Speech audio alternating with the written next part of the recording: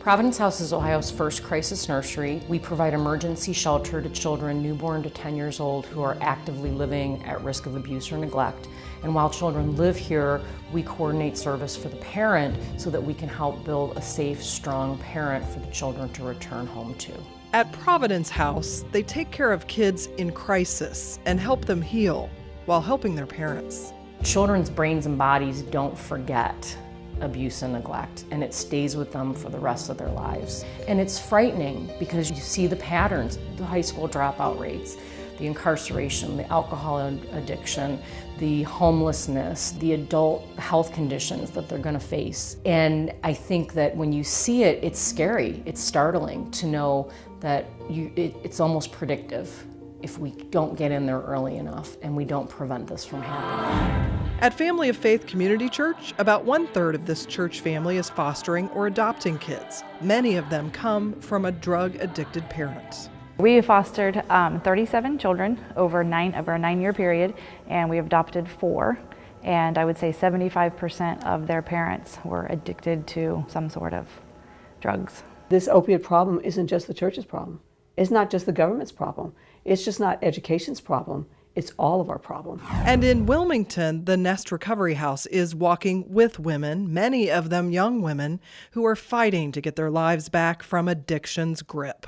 When I came here and I was immediately surrounded with the love and just everybody just took me in as their own, I learned what it was like to really be loved even when I didn't love myself. Everybody just kind of thinks like, oh, that's their problem, and I don't need to mess with that. And the reality is that God has called us to be the hands and feet, right? And wherever that may lead us. I can't say enough about Relink. The Dalton Foundation's relink.org is a new free tool that can help when Ohio kids or their parents are in crisis, need addiction services, food, housing, counseling, transportation, work. Just pick from the categories, enter your zip code, and search your community's resources, including detox and rehab bed availability and accepted insurance. And really, as a businessman, as a capitalist who builds companies for a living, I think about all these things as a return on investment. And in this particular case, it's not dollars, it's lives changed. Years ago, businessman Ray Dalton scrambled to find help for a heroin-addicted member of his family. He created Relink.org so finding help would be easier for other people than it was for him. 11 out of 88 Ohio County resources are in the Relink marketplace now, with more added every month. We want to scale the whole state, 88 counties. By 2020, we want to have it full of all those providers on the continuum of care. We have 100% economically disadvantaged, so our students are all 100% free breakfast and lunch. In 2015, kids at Highland Elementary School were throwing chairs, walking out of class, and there was one suspension on average every single day. Not today. There are no more suspensions outside of these walls. Students instead are taught to work through their problems and frustrations, at the heart of it, to work through their trauma and chaos at home, which they carry into school. Students practice mindfulness. There are special self-regulation stations in every room. And there's dancing. Lots of dancing.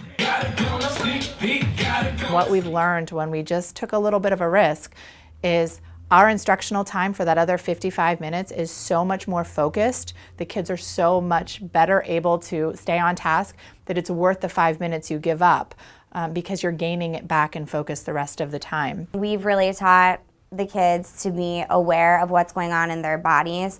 So when they do start to escalate and they need a place to calm down, they come into this safe space where they can take a breather. And we do have a lot of sensory actions. It's all part of this trauma-informed school where all teachers are trauma-trained. It's leading to happier kids, better scores, and chairs that stay on the ground. We're teaching that school is a place that will love you no matter what, that you will never be asked to leave these walls. Because we know who also doesn't kick kids out. And gangs don't kick kids out, and prison doesn't kick kids out. So we want to put kids in a place where they know that school is a place for them, that can handle them, and that we will never ask them to leave because we can teach them a different way of handling a frustration or getting angry. It's a huge mind shift.